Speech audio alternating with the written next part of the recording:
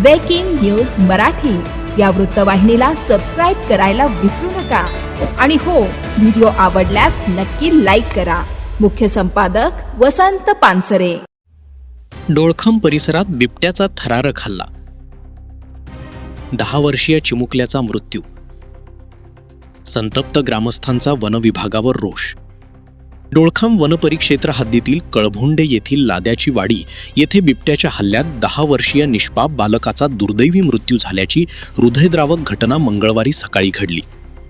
कृष्णा भागा आगिवले असे मृत बालकाचे नाव असून या घटनेमुळे संपूर्ण परिसरात शोककळा पसरली आहे. मिळालेल्या माहितीनुसार कृष्णा हा सकाळी घराजवळील परिसरात असताना गावाशेजारी दबा धरून बसलेल्या बिबट्याने अचानक त्याच्यावर झडप घातली. या भीषण हल्ल्यात तो गंभीर जखमी झाला. मदतीसाठी धावपळ सुरू असतानाच त्याचा जागीच मृत्यू झाल्याची माहिती समोर आली. घटनेची माहिती मिळताच ग्रामस्थांनी मोठ्या प्रमाणावर घटनास्थळी गर्दी केली. अचानक घडलेल्या या घटनेमुळे गावात भीतीचे आणि संतापाचे वातावरण निर्माण झाले आहे.